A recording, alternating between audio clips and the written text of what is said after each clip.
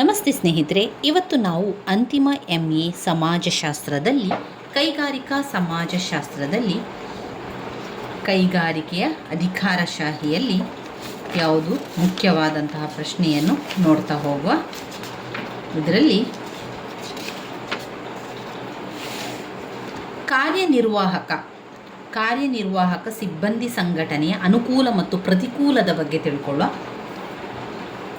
ಕಾರ್ಯನಿರ್ವಾಹಕ ಸಂಘಟನೆ ಹಾಗೂ ಕೆಲಸ ಮಾಡುವ ಸಿಬ್ಬಂದಿಗಳ ಸಮೂಹ ಇವೆರಡರ ಪ್ರಯೋಜನ ಪಡೆಯುವ ಉದ್ದೇಶದಿಂದ ನಮ್ಮ ಮುಖ್ಯವಾಗಿ ಕಾರ್ಯನಿರ್ವಾಹಕ ಸಿಬ್ಬಂದಿ ಸಂಘಟನೆಯನ್ನು ಅಭಿವೃದ್ಧಿಪಡಿಸಲಾಗಿದೆ. ಇಂತಹ ಒಂದು ಸಂಘಟನೆಯಲ್ಲಿ ಕೆಲಸ ಮಾಡುವಂತಹ ತಜ್ಞರು ಕೂಡ ಸೇರಿರ್ತಾರೆ. ಈ ಕಾರ್ಯನಿರ್ವಾಹಕ ಸಿಬ್ಬಂದಿ ಸಂಘಟನೆಯ ಕಾರ್ಯನಿರ್ವಹಣಾಧಿಕಾರಿಗಳು ಶಿಸ್ತು ಮತ್ತು ಸ್ಥಿರತೆಗಳನ್ನು ಉಳಿಸಿಕೊಳ್ಳುವ ಕೆಲಸವನ್ನು ಮಾಡಿದರೆ, ಸಿಬ್ಬಂದಿ ಸದಸ್ಯರು ಹಾಗೂ ತಜ್ಞರು ವಿಶಿಷ್ಟ ಸಮಸ್ಯೆಗಳ ಬಗೆಗೆ ತಿಳುವಳಿಕೆಯೊಂದಿಗೆ ದೈನಂದಿನ ಕೆಲಸಗಳನ್ನು ಮಾಡ್ತಾರೆ. ಕೈಗಾರಿಕಾ ಸಂರಚನೆಯ ಎಲ್ಲ ವಿಧಗಳಲ್ಲಿ ಕಾರ್ಯನಿರ್ವಾಹಕ ಸಿಬ್ಬಂದಿ ಸಂಘಟನೆಯು ತಮ್ಮ ಕೈಗಾರಿಕಾ ಆರ್ಥಿಕತೆಯಲ್ಲಿ ಮುಖ್ಯವಾಗಿ ದೊಡ್ಡ ಉದ್ಯಮಗಳಲ್ಲಿ ಅತ್ಯಂತ ಸಾಮಾನ್ಯವೂ ಜನಪ್ರಿಯವೂ ಕೂಡ ಆಗಿರುತ್ತದೆ. ಕೈಗಾರಿಕಾ ಕಾರ್ಯನಿರ್ವಾಹಕರು ಮತ್ತು ಉದ್ಯಮಿಗಳು ಕಾರ್ಯನಿರ್ವಾಹಕ ಸಿಬ್ಬಂದಿ ಸಂಘಟನೆಯು ಅತ್ಯುಪಯುಕ್ತ ಎಂದು ತಿಳಿದುಕೊಂಡಿದ್ದಾರೆ. ಅತ್ಯುಚ್ಚ ಅಧಿಕಾರಿಗಳು ಹಾಗೂ ಕಾರ್ಯನಿರ್ವಾಹಕರು ತಮ್ಮ ಕೆಲಸದ ಹೊರೆಯನ್ನು ಹಗುರ ಮಾಡಿಕೊಳ್ಳುವ ಉದ್ದೇಶದಿಂದ ಆಪ್ತ ಸಹಾಯಕರನ್ನು ನೇಮಕ ಮಾಡಿಕೊಳ್ಳಲು ಪ್ರಾರಂಭಿಸಿದರು. ಈ ಆಪ್ತ ಸಹಾಯಕರು ಅನೇಕ ದೈನಂದಿನ ಕಾರ್ಯಗಳನ್ನು ನಿರ್ವಹಿಸುತ್ತಾರೆ. ಉದಾಹರಣೆಗೆ ಕಾಗದ ಪತ್ರಗಳನ್ನು ಪಡೆಯುವುದು, ದೂರವಾಣಿ ಕರೆಗಳನ್ನು ಮಾಡುವುದು, ಸಂದರ್ಶನದ ಅವಧಿಯನ್ನು ಗೊತ್ತುಪಡಿಸುವುದು, ಸಭೆಗಳನ್ನು ವ್ಯವಸ್ಥೆಗೊಳಿಸುವುದು, ಸಮ್ಮೇಳನಗಳನ್ನು ನಡೆಸುವುದು, ಸಭೆ ಸಮ್ಮೇಳನಗಳ ನಡವಳಿಕೆಗಳನ್ನು ಬರೆಯುವುದು, ಬೆರಳಚ್ಚು ಮಾಡುವುದು, ಪ್ರವಾಸದ ಕಾರ್ಯಕ್ರಮಗಳನ್ನು ಯೋಜಿಸುವುದು ಇತ್ಯಾದಿ. ಕ್ರಮೇಣ ಕಾರ್ಮಿಕರ ಶಾಸನಗಳು, ತೆರಿಗೆ ಕಾಯ್ದೆಗಳು, ಉತ್ಪಾದನೆಯ ಹೊಸ ತಂತ್ರಜ್ಞಾನ ಮುಂತಾದವುಗಳಿಂದಾಗಿ ಉದ್ಯಮವು ಹೆಚ್ಚು ಹೆಚ್ಚು ಸಂಕೀರ್ಣವೂ ಜಟಿಲವೂ ಕೂಡ ಆಗುತ್ತಾ ಹೋದಂತೆ ವಿಶೇಷ ತಜ್ಞರು ಹಾಗೂ ತಜ್ಞರ ಅತ್ಯವಶ್ಯಕತೆಗಳನ್ನು ಉನ್ನತ ಹುದ್ದೆಗಳಲ್ಲಿರುವ ಕಾರ್ಯನಿರ್ವಾಹಕರು ಮನಗಂಡು ಅವರಿಗೆ ಅಂತಹ ಜ್ಞಾನವಿರಲಿಲ್ಲ. ಆದ್ದರಿಂದ ಅವರು ಕಾರ್ಮಿಕ ಕಲ್ಯಾಣಾಧಿಕಾರಿಗಳು, ಕಾನೂನು ಸಲಹೆಗಾರರು, ತೆರಿಗೆ ಸಮಾಲೋಚಕರು, ವಿಜ್ಞಾನಿ ಮೊದಲಾದವರನ್ನು ನೇಮಿಸಿಕೊಳ್ಳಲು ಪ್ರಾರಂಭ ಮಾಡ್ತಾರೆ. ಇವರು ತಮ್ಮ ತಮ್ಮ ಕ್ಷೇತ್ರಗಳಿಗೆ ಸಂಬಂಧಪಟ್ಟಂತೆ ಮೇಲಾಧಿಕಾರಿಗಳಿಗೆ ಸಕಾಲಿಕ ಸಲಹೆ ಮಾರ್ಗದರ್ಶನಗಳನ್ನು ನೀಡ್ತಾ ಇದ್ದರು. ಈ ರೀತಿಯಾಗಿ ತೆರಿಗೆ ತಜ್ಞ, ಕಾರ್ಮಿಕ ಕಾನೂನು ತಜ್ಞ, ಮಾರುಕಟ್ಟೆ ಸಂಶೋಧನಾ ತಜ್ಞ ಮೊದಲಾದ ಹುದ್ದೆಗಳು ಸೃಷ್ಟಿಯಾಗಲಿಕ್ಕೆ ಕಾರಣ ಆಯಿತು. ಆಪ್ತ ಸಲಹೆಗಾರರು ಅಥವಾ ತಜ್ಞ ಸಲಹೆಗಾರರು ಇರಿಸಿಕೊಳ್ಳುವುದರ ಸೌಲಭ್ಯ ಮತ್ತು ಅನುಕೂಲಗಳು ಕ್ರಮೇಣ ಸಿಬ್ಬಂದಿ ವಿಭಾಗದ ಕೆಳಗಿನ ದರ್ಜೆಯ ಅಧಿಕಾರಿಗಳವರೆಗೂ ವಿಸ್ತರಿಸಿದವು. ಇಂತಹ ಸಿಬ್ಬಂದಿ ತಜ್ಞರಿಗೆ ಆದೇಶಗಳನ್ನು ನೀಡುವ ಅಧಿಕಾರವಿರುವುದಿಲ್ಲ. ನಿರ್ದಿಷ್ಟ ವಿಷಯಗಳಿಗೆ ಸಂಬಂಧಿಸಿದಂತೆ ಸಹಾಯ ಮಾಡುವುದು ಅಥವಾ ಸಲಹೆಯನ್ನು ನೀಡುವುದಷ್ಟೇ ಅವರ ಕೆಲಸ.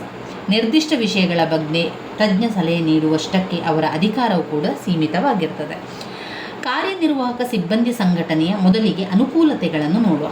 ಅನುಕೂಲತೆಗಳು ಅಂತ ಬಂದಾಗ ಕಾರ್ಯನಿರ್ವಾಹಕರ ಹೊರೆ ಹಗುರವಾಗುವಂಥದ್ದು, ತಜ್ಞರ ಸಲಹೆಗಳು, ಸಾಮರ್ಥ್ಯದ ಹೆಚ್ಚುವಿಕೆ ಇವಿಷ್ಟು ಕಾರ್ಯನಿರ್ವಾಹಕ ಸಿಬ್ಬಂದಿ ಸಂಘಟನೆಯ ಅನುಕೂಲತೆಗಳು. ಇನ್ನು ಪ್ರತಿಕೂಲತೆಗಳು ಅಂತ ಬಂದಾಗ ಅದರಲ್ಲಿ ಒಂದು ದುಬಾರಿಯಾಗಿರ್ತದೆ. ಇದು ತೀರ್ಮಾನ ತೆಗೆದುಕೊಳ್ಳುವಲ್ಲಿ ವಿಳಂಬ ಆಗ್ತದೆ, ಜವಾಬ್ದಾರಿಯನ್ನು ಇನ್ನೊಬ್ಬರ ಮೇಲೆ ಹಾಕುವಂಥದ್ದು, ಘರ್ಷಣೆಗಳಿಗೆ ಆಸ್ಪದ. ಕಾರ್ಯನಿರ್ವಹಣೆಯಲ್ಲಿ ಸಿಬ್ಬಂದಿಗಳನ್ನು ನೇಮಕ ಮಾಡುವುದರಿಂದ ಮೊದಲನೆಯದಾಗಿ ಏನು ಅನುಕೂಲ ಆಗ್ತದೆ ಅಂತ ಹೇಳಿದರೆ, ಕಾರ್ಯನಿರ್ವಾಹಕರ ಹೊರೆ ಕಡಿಮೆ ಆಗ್ತದೆ. ಈಗ ನಮಗೆ ಎಲ್ಲ ಕೆಲಸವನ್ನು ಒಬ್ಬರೇ ಮಾಡುವುದಕ್ಕಿಂತ ನಮಗೆ ಒಬ್ಬರು ಸಹಾಯಕರು ಅಂತ ಇದ್ದಾಗ ಆ ಕೆಲಸಗಳು ಹಂಚಿ ಹೋಗುವುದರಿಂದ ನಮ್ಮ ಹೊರೆ ಕೂಡ ಕಡಿಮೆ ಆಗ್ತದೆ. ಅದೇ ರೀತಿ ಇಲ್ಲಿ ಕಾರ್ಯನಿರ್ವಾಹಕರಿಗೆ ಸಿಬ್ಬಂದಿ ಸಂಘಟನೆಯನ್ನು ಮಾಡಿಕೊಳ್ಳುವುದರಿಂದ ಕಾರ್ಯನಿರ್ವಾಹಕರು ಮಾಡುವಂತಹ ದಿನನಿತ್ಯದ ಕೆಲಸದ ಹೊರೆ ಹಗುರವಾಗಿ ಅವರು ಕೂಡ ಹೆಚ್ಚು ಹೆಚ್ಚು ಮಹತ್ವದ ಕರ್ತವ್ಯಗಳತ್ತ ತಮ್ಮ ಗಮನವನ್ನು ಹರಿಸಲಿಕ್ಕೆ, ಯೋಜನೆಗಳನ್ನು ಮಾಡಲಿಕ್ಕೆ, ಅಭಿವೃದ್ಧಿ ಕಾರ್ಯ ಚಟುವಟಿಕೆಗಳಲ್ಲಿ ಭಾಗಿಯಾಗಲಿಕ್ಕೆ ತಮ್ಮ ಬಿಡುವಿನ ಸಮಯವನ್ನು ಉಪಯೋಗಿಸಲಿಕ್ಕೆ ಸಾಧ್ಯ ಆಗ್ತದೆ. ಇನ್ನು ತಜ್ಞರ ಸಲಹೆ ಈ ನಿರ್ಣಾಯಕ ಮಹತ್ವವನ್ನು ಹೊಂದಿದ ವಿಷಯಗಳಿಗೆ ಸಂಬಂಧಿಸಿದಂತೆ ಕಾರ್ಯನಿರ್ವಾಹಕ ಸಿಬ್ಬಂದಿ ಸಂಘಟನೆಯ ಕಾರ್ಯನಿರ್ವಹಣಾಧಿಕಾರಿಗಳಿಗೆ ತಜ್ಞ ಸಲಹೆ ಸೂಚನೆಗಳನ್ನು ನೀಡ್ತಾರೆ. ಇದರಿಂದಾಗಿ ಅನೇಕ ರೀತಿಯಲ್ಲಿ ನಮಗೆ ಎಲ್ಲ ರೀತಿಯ ಒಂದು ವಿಷಯದ ಬಗ್ಗೆ ಜ್ಞಾನ ಹೆಚ್ಚಾಗಲಿಕ್ಕೆ ಸಹಾಯ ಆಗ್ತದೆ. ನಮ್ಮ ದಿನನಿತ್ಯದ ಉದ್ಯೋಗದ ಜೀವನದಲ್ಲಿ ಎದುರಿಸುವ ಕೆಲವು ಸಂಕೀರ್ಣ ಸಮಸ್ಯೆಗಳಿಗೆ ಸೂಕ್ತ ಸಲಹೆ ನೀಡುವ ಅರ್ಹತೆ ಕೂಡ ಪಡೆದಿರುತ್ತಾರೆ. ಹೀಗೆ ಅವರು ಸಲಹೆ ನೀಡುವುದರಿಂದ ಪ್ರಧಾನ ಅಧಿಕಾರಿಗಳಿಗೆ ಸಕಾಲದಲ್ಲಿ ನಿರ್ಣಾಯಕ ತೀರ್ಮಾನಗಳನ್ನು ತೆಗೆದುಕೊಳ್ಳುವುದು ಸಾಧ್ಯ ಆಗ್ತದೆ. ಸಾಮರ್ಥ್ಯದ ಹೆಚ್ಚುವಿಕೆ ಆಗ್ತದೆ. ಕಾರ್ಯನಿರ್ವಾಹಕ ಸಿಬ್ಬಂದಿ ಸಂಘಟನೆಯಿಂದ ಕೈಗಾರಿಕೆಯ ಒಟ್ಟು ಸಾಮರ್ಥ್ಯ ಹೆಚ್ಚುತ್ತಾ ಹೋಗುತ್ತದೆ. ಸೂಕ್ತ ಸಲಹೆ ನೀಡುವುದರೊಂದಿಗೆ ಸಿಬ್ಬಂದಿ ತಜ್ಞರು ತೀರ್ಮಾನ ತೆಗೆದುಕೊಳ್ಳುವುದಕ್ಕೆ ಮಾತ್ರವೇ ಅಲ್ಲದೆ ಉತ್ಪನ್ನಗಳ ಪ್ರಮಾಣ ಹಾಗೂ ಗುಣಮಟ್ಟಗಳು ಉತ್ತಮಗೊಳ್ಳುವುದಕ್ಕೂ ಸಹಾಯ ಮಾಡುತ್ತಾರೆ. ಇನ್ನು ಇದರ ಪ್ರತಿಕೂಲತೆಗಳೇನು? ಪ್ರತಿಕೂಲತೆಗಳು ಅಂತ ಬಂದಾಗ ಕಾರ್ಯನಿರ್ವಾಹಕ ಸಿಬ್ಬಂದಿ ಸಂಘಟನೆಯಿಂದ ಕೆಲವು ಪ್ರತಿಕೂಲತೆಗಳು ಕೂಡ ಇದೆ. ಅವುಗಳೆಂದರೆ, ಒಂದು, ದುಬಾರಿ, ತೀರ್ಮಾನ ತೆಗೆದುಕೊಳ್ಳುವುದರಲ್ಲಿ ವಿಳಂಬ, ಜವಾಬ್ದಾರಿಯನ್ನು ಇನ್ನೊಬ್ಬರ ಮೇಲೆ ಹಾಕುವುದು, ಘರ್ಷಣೆಗಳಿಗೆ ಆಸ್ಪದ. ದುಬಾರಿ: ಕಾರ್ಯನಿರ್ವಾಹಕ ಸಿಬ್ಬಂದಿ ಸಂಘಟನೆ ಇರುವ ಕೈಗಾರಿಕೆಗಳ ಖರ್ಚು ಅಧಿಕ. ಉತ್ಕೃಷ್ಟ ತರಬೇತಿ ಪಡೆದ ಅರ್ಹ ಸಿಬ್ಬಂದಿ ತಜ್ಞರಿಗೆ ಅಧಿಕ ವೇತನ ನೀಡಬೇಕಾಗುತ್ತದೆ. ತೀರ್ಮಾನ ತೆಗೆದುಕೊಳ್ಳುವಲ್ಲಿ ವಿಳಂಬ ಕೂಡ ಆಗ್ತದೆ. ಯಾಕೆ?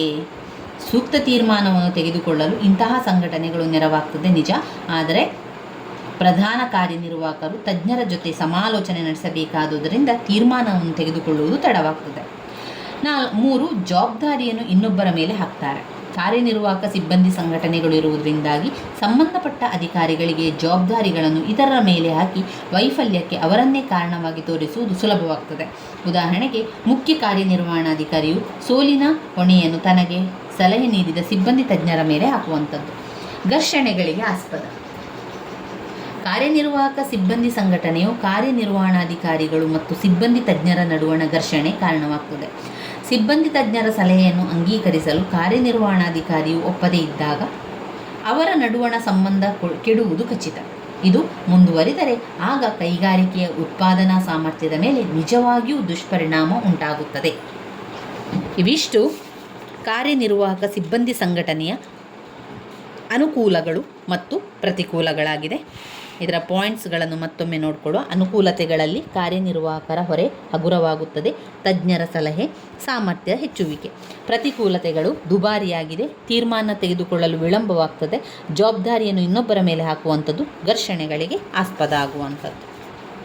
ನನ್ನ ವೀಡಿಯೋಸ್ ಎಲ್ಲ ನಿಮಗೆ ಇಷ್ಟ ಆಗಿದ್ದರೆ ಲೈಕ್ ಕೊಡಿ, ಶೇರ್ ಮಾಡಿ, ಸಬ್ಸ್ಕ್ರೈಬ್ ಮಾಡಲಿಕ್ಕೆ ಮರಿಬೇಡಿ ಸ್ನೇಹಿತರೆ. ಧನ್ಯವಾದಗಳು.